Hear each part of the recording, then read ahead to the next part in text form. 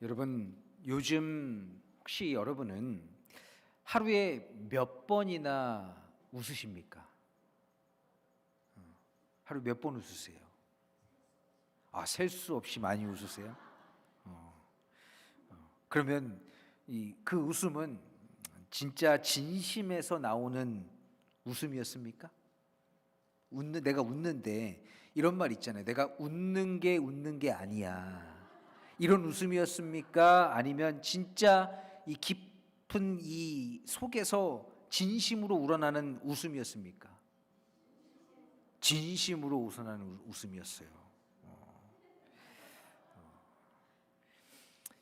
여러분, 제가 한 책을 읽는데 그 책에 이런 내용이 나오더라고요. 그래서 어떤 내용이냐면 사람이 이제 한 80년을 산다고 할 때 잠자는데 22년을 사용한다고 합니다. 80년 중에 22년은 잠자는데 쓴대요. 그리고 일하는데 26년 정도를 쓴다고 합니다. 그럼 벌써 몇 년이에요? 48년이죠. 80년 중에 절반 이상이 잠자고 일하는 데에 다 사용되는 거예요. 그리고 걱정하면서 10년을 보낸다고 합니다. 그리고 화내는데 7년을 보낸대요. 화내는데. 그리고 밥을 먹는 시간은 6년 정도 되고, 그리고 양치하고 씻는 데만 200일이 사용되어진다고 합니다. 그런데 이 모든 시간을 빼고 나면 우리가 진짜 웃는 시간은 고작 89일밖에 되지 않는다고 해요. 아니, 화내는데 7년 시간을 쓰는데 웃는 데는 89일. 참 많이 차이 나죠. 그러니까 80년을 우리가 살아도 진심으로 웃는 시간은 석 달 정도밖에 되지 않는다고 합니다. 제가 이 내용을 읽는데 너무 충격적인 거예요. 정말 그런가? 우리는 그토록 긴 인생을 살아가면서 진짜로 마음이 편안해서 웃는 시간이 3달 정도밖에 되지 않는다니. 아니, 왜 우리는 그러면 정말 이렇게 웃지 못하며 살아가고 있는 걸까? 많은 사람들은 그 이유를 이렇게 이야기하기도 합니다. 우리가 너무 바쁘니까, 신경 쓸 게 너무 많으니까, 웃을 일이 없으니까, 아니 살기 바빠 죽겠는데 무슨 웃음이 나냐고 말하기도 하죠. 오늘날 세상은 우리에게 이렇게 이야기해요. 쉬지 말고 일하라고, 멈추지 말고 올라가라고, 넘어지지 말고 견뎌내라고. 뭘 위해서? 성공을 위해서. 그렇게 우리는 세상이 우리에게 쉴 틈을, 웃을 틈을 주지 않습니다. 결국 우리는 우리에게 주어진 인생을 축복이 아니라 전쟁터처럼 여기면서 웃음이 아닌 인내와 생존의 얼굴로 하루하루를 살아냅니다. 그런데 우리가 그렇게 열심히 사는 이유가 뭘까요? 여러분, 왜 그렇게 열심히 사십니까? 행복해지기 위해서 우린 열심히 살죠. 행복은 뭘로 표현이 돼요? 웃음으로 표현됩니다. 그런데 우리가 80인생 며칠 웃어요? 89일. 그거밖에 웃지 못하는 거예요. 여러분은 마지막으로 정말 마음 놓고 웃어본 적이 언제입니까? 요즘 자주 웃고 계십니까? 우리는 인생을 너무나 무겁게 짊어지고 살아가고 있습니다. 그러나 하나님은 우리가 그렇게 인생을 살아가기를 원하지 않으세요. 하나님은 우리가 다시 웃기를 원하십니다. 저도 여러분이 교회에 나와서 인상 쓰고 힘들게 있기를 원하지 않아요. 교회에 나와서 정말 활짝활짝 웃었으면 좋겠어요.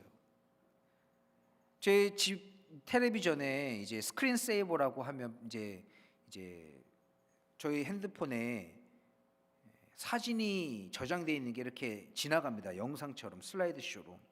그런데 그걸 보는데 갑자기 깜짝 놀란 게 뭐냐면, 지난번 이제 설날 때인가 우리가 이제 윷놀이 했잖아요. 그 윷놀이 하는 사진이 있는데, 얼굴들이, 우리 성도님들 얼굴들이 지나가는데 진짜 너무 밝고 환하게 웃으면서 있는 모습이 보이는 거예요. 너무 좋더라고요, 보기에. 여러분, 하나님은 우리가 우리의 삶에서 다시 웃기를 원하세요. 여러분, 웃음은요, 단지 감정을 표현하는 게 아닙니다. 웃음은 그 사람 안에 하나님이 살아계시다는 증거이기도 해요. 성경을 보면 하나님은 당신의 백성들에게 끊임없이 이야기하십니다. 뭐라고 얘기하시냐? 기뻐하라고, 즐거워하라고 말씀하세요. 왜냐하면 기쁨은, 즐거움은 하나님이 우리에게 주시는 영적 능력이기 때문입니다. 그리고 그 기쁨은 그냥 거저 주어지는 것이 아니라 하나님과 동행하는 자에게, 하나님의 약속을 믿는 자에게 주어지는 선물입니다. 오늘 우리가 함께 나눌 본문 창세기 21장 6절 말씀에서 사라는 이렇게 고백해요.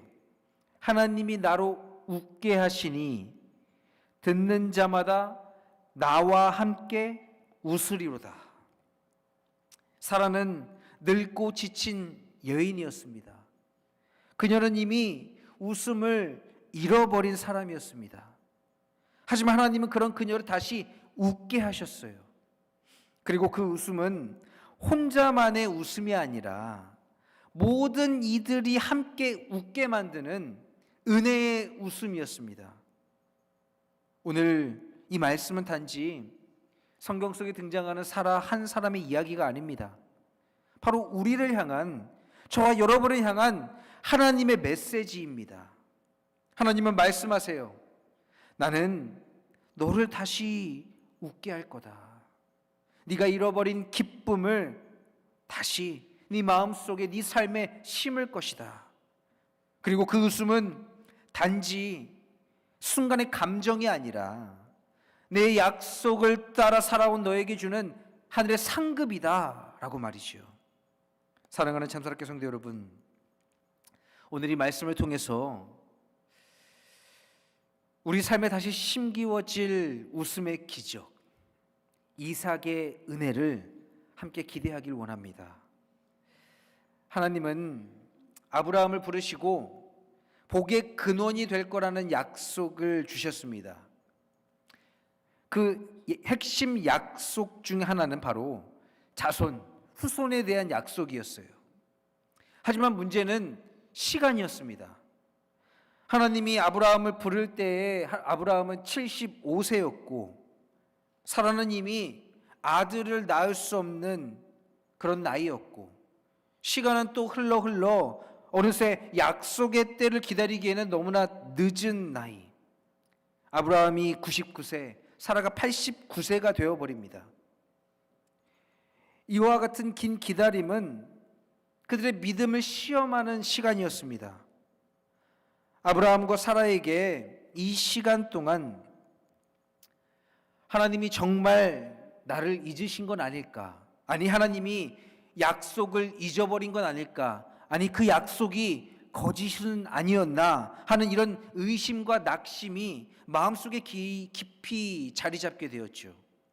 창세기 18장에서 하나님은 천사 3명을 통해 다시 한번 아브라함의 집을 방문하십니다. 그리고 그 자리에서 다시 이렇게 말씀하세요. 내가 반드시 돌아오리니 내 아내 사라에게 아들이 있으리라.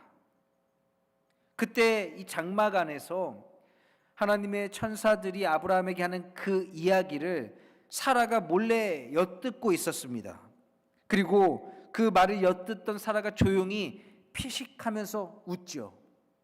그런데 이 웃음은 기쁨의 웃음이 아니라 자조 섞인 웃음, 체념의 웃음, 냉소가 섞인 비웃음이었어요. 아니, 10년 전에도 말씀하시더니 이미 내가 애를 낳을 수 없는 그런 나이가 되었는데 또 이와 같은 말씀을 하시다니 하면서 피식 웃은 거죠. 그러면서 이야기합니다. 내가 늙었거늘, 내 주인도 늙었거늘, 아브라함도 늙었거늘 무슨 즐거움이 있으리요. 여기서 말하는 즐거움은 단순한 출산의 기쁨이 아니라 오랜 기다림 끝에 생명과 약속의 회복이 가능하냐는 의문이 담긴 것이죠. 즉 사라는 기대하기를 포기한 상태였습니다. 그녀의 웃음은 그게 가능하겠어? 이젠 그 약속은 나하고는 더 이상 상관없는 이야기야 라는 그런 의미였어요. 그러나 놀랍게도 하나님은 사라의 그 반응에 사라를 질책하거나 사라를 포기하지 않으십니다. 오히려 그 사라를 향해 따뜻하면서도 단호하게 다시 말씀하세요. 여호와께 능치 못한 일이 있겠느냐라고 말이죠. 이 말씀은 그저 하나님이 전능하신 분이다라는 사실을 다시 한번 알리는 것이 아닙니다. 이 말씀은 모든 믿음의 사람들에게 보내는 메시지예요. 이 메시지가 뭘 의미하냐? 나는 하나님, 내 여호와 하나님은 네가 포기한 곳에서도 일할 수 있는 하나님이다. 하나님은 절망 속에서도 약속을 이룰 수 있는 하나님이다 라는 메시지입니다. 하나님의 약속은 우리 인간의 한계를 뛰어넘습니다. 믿음이 부족할 때조차 하나님은 하나님의 신실하심으로 약속을 이루십니다. 그렇게 마침내 하나님이 약속하신 대로 1년 뒤에 사라는 정말 아들을 낳게 돼요. 그리고 그 아들을 낳고 이렇게 고백합니다. 오늘 말씀이죠. 하나님이 나로 웃게 하시니 듣는 자마다 나와 함께 웃으리로다. 여기서 이 웃다라는 말은 히브리어 원어 성경을 보면 차크라는 단어로 쓰여 있는데, 이 차크라는 말은 단순히 유쾌한 감정을 의미하는 게 아닙니다. 이 차크라는 말은 하나님의 신실하심 앞에서 터져나오는 찬양, 감사, 그리고 회복의 표현이에요. 사라의 이 웃음은 이제 냉소가 아닙니다. 비웃음이 아니에요. 회복의 웃음, 믿음의 열매, 하나님의 약속에 대한 응답의 웃음입니다. 게다가 이 웃음은 혼자만의 것이 아니었습니다. 듣는 자마다 나와 함께 웃으리로다. 즉 하나님이 주신 기쁨은 공동체적이고 전염되는 기쁨이라는 거예요. 복음의 본질도 이와 같죠. 한 사람의 영적 회복이 우리 모두의 영적 회복, 우리 모두의 기쁨이 됩니다. 제가 어느 날 꽃집에 들렸어요. 제 아내를 주기 위해서 들린 건 아니고 신방 가기 위해서 이제 꽃을 사기 위해 이제 들렸습니다. 근데 그 꽃집에 갔는데 거기에 여러 튤립들이 이렇게 활짝 꽃을 피우고 있는데 제 눈에 유독 눈에 띄는 꽃이 있더라고요. 이미 다른 튤립들은 활짝 꽃망울 펴고 막 향기를 내뿜고 있는데 딱 한 화분에 한 튤립만이 여전히 이렇게 몽우리가 져서 껍질에 쌓여 있는 거예요. 그때 그 꽃가게 주인이 그 튤립 앞에서 이렇게 이야기하더라고요. 쟤는 틀렸어. 다른 애들 다 폈는데 얘는 아직도 저러고 있어.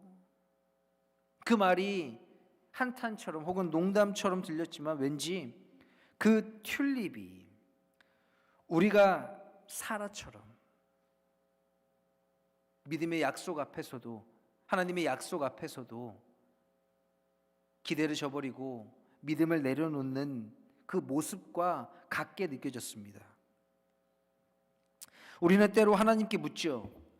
하나님, 왜 내 기도에만 응답하지 않으십니까? 다니는 사람들 다 저렇게 기도 응답받았다고 말하는데 나는 그렇게 열심히 하나님께 기도하는데 왜 내 기도에 응답하지 않으십니까? 왜 내 인생은 아직도 변하지 않습니까? 모두가 다 웃고 있는데 나는 왜 이렇습니까? 그런데 놀라운 건 제가 다시 또 그 꽃집에 방문했는데 그 꽃집에는 그 여러 튤립들 가운데 그때 꽃망울을 활짝 피우지 못하고 망울져서 굳게 닫고 있던 그 튤립 하나만 가장 환하게 펴 있는 거예요.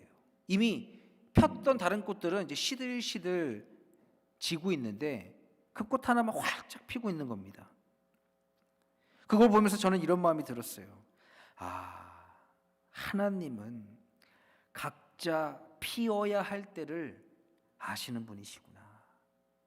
사람의 생각과 우리의 이 크로노스, 인간의 때와 카이로스, 하나님의 때는 다르구나. 사라에게도 마치 그런 시간이었을 겁니다.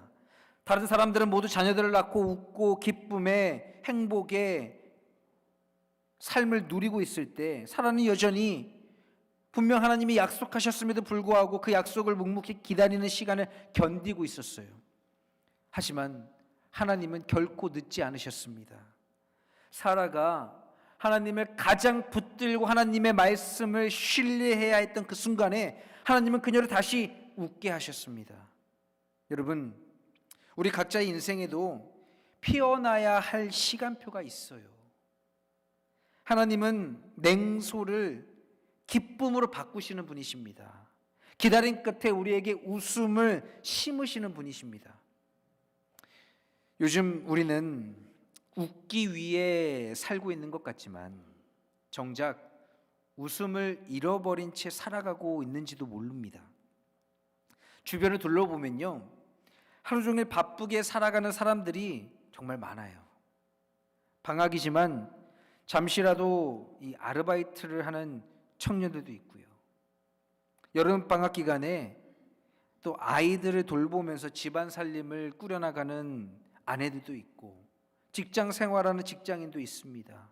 다들 무언가 쫓기듯 살아가고 있어요. 그런데 그들의 얼굴엔 공통점이 하나 있습니다. 웃음이 없어요. 어쩌다가 눈웃음은 짓지만 마음에서 우러나는 진짜 웃음은 사라졌습니다. 누군가가 여러분, 아우 요즘 잘 지내세요? 라고 물으면 뭐라고 대답하십니까? 뭐 그냥 죽지 못해 살죠. 이렇게 대답하세요? 대부분 뭐 잘 삽니다. 이렇게 대답해요.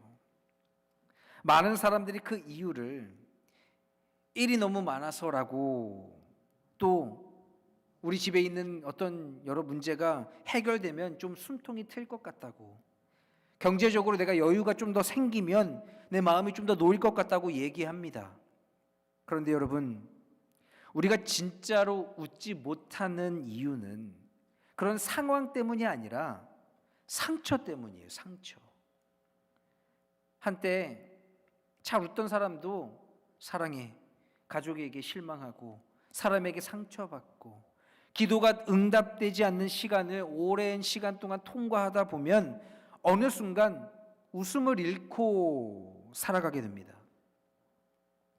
마치 웃으면 안 될 것 같고 웃는 게 죄책감처럼 느껴지고 웃었다가 또 삶이 다시 무너질까 봐 겁이 나죠.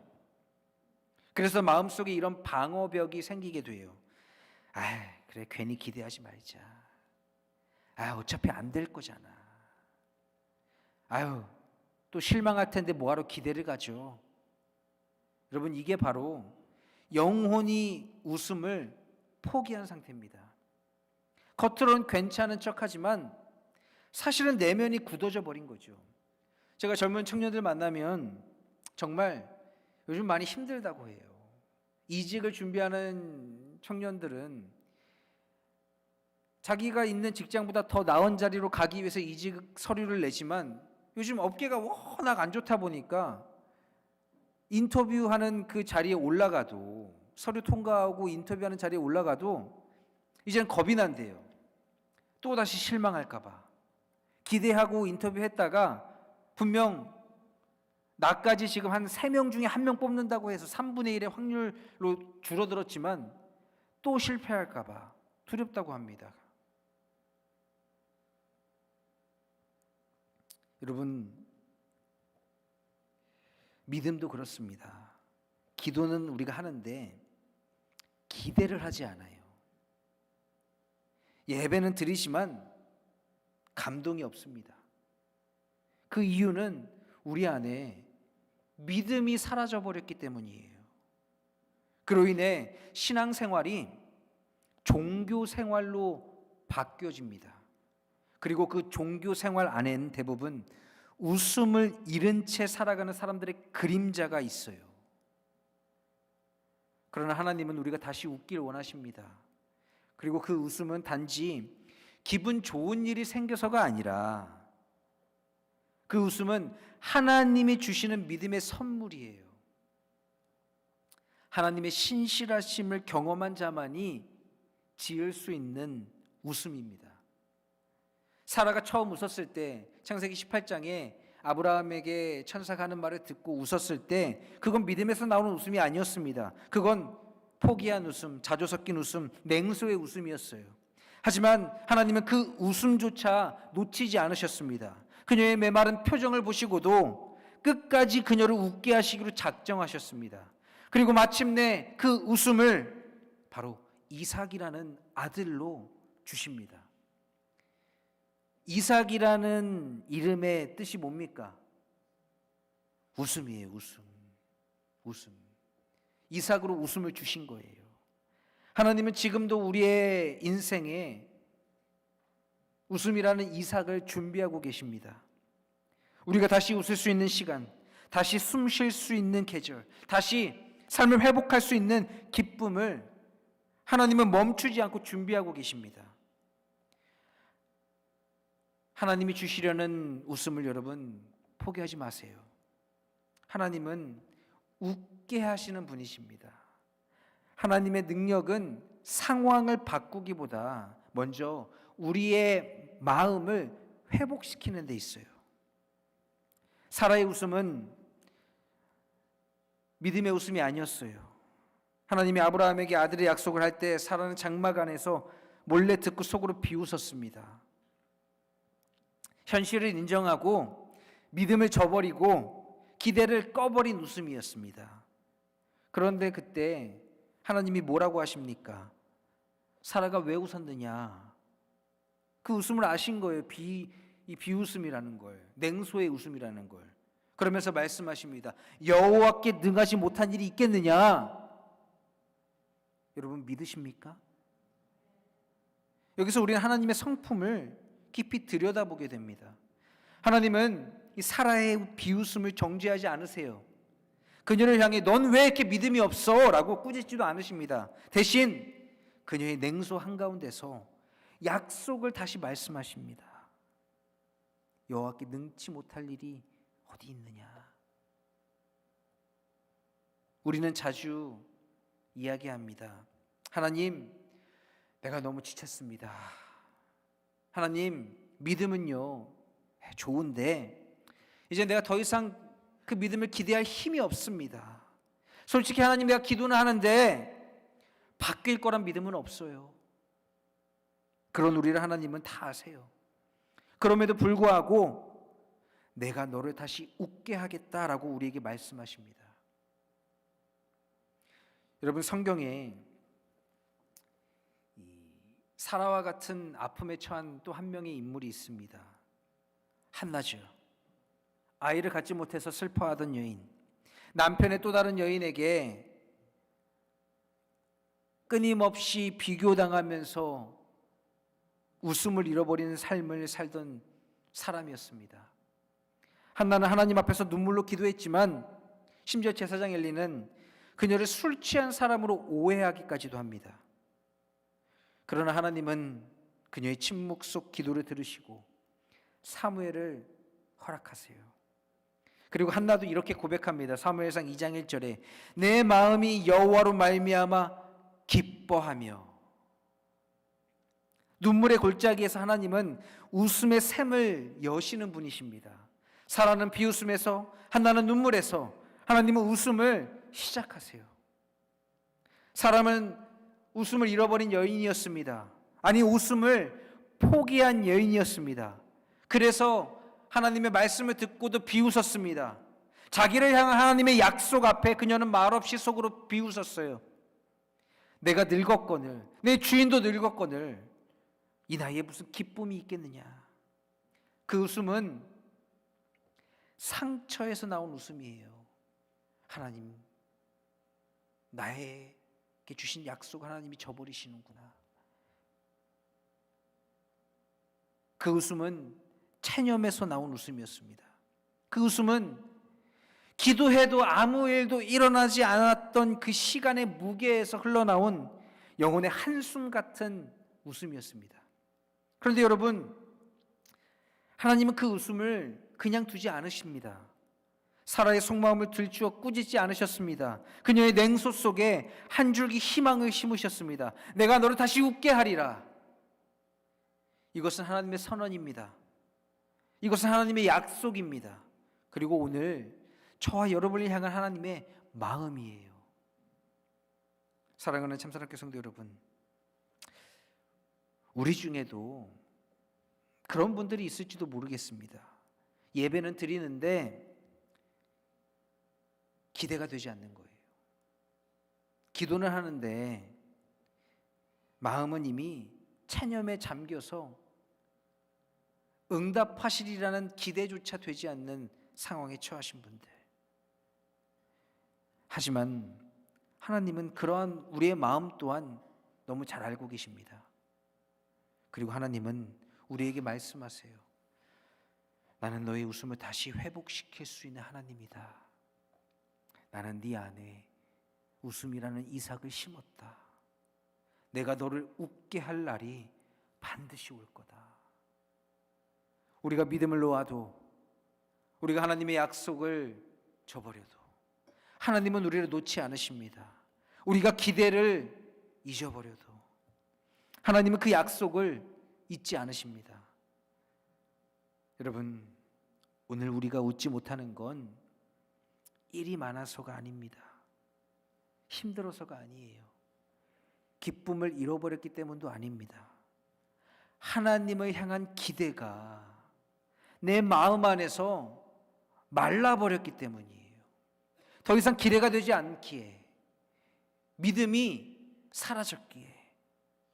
하지만 오늘 이 말씀을 들으면서 여러분, 다시 기대하길 원합니다. 다시 믿음이 샘솟길 원합니다. 하나님은 여러분을 다시 웃게 하시기 위해 지금도 일하시는 분이십니다. 그리고 언젠가, 아니 곧 여러분도 이렇게 고백하게 될 줄로 믿습니다. 하나님이 나로 웃게 하시니 듣는 자마다 나와 함께 웃으리로다. 그 웃음이 여러분의 가정에 피어나길 원합니다. 여러분의 자녀에게 피어나길 원합니다. 여러분의 깊은 한숨이 머물던 그 자리에 바로 웃음, 그 이삭이 자라나기를 주님의 이름으로 간절히 축원합니다.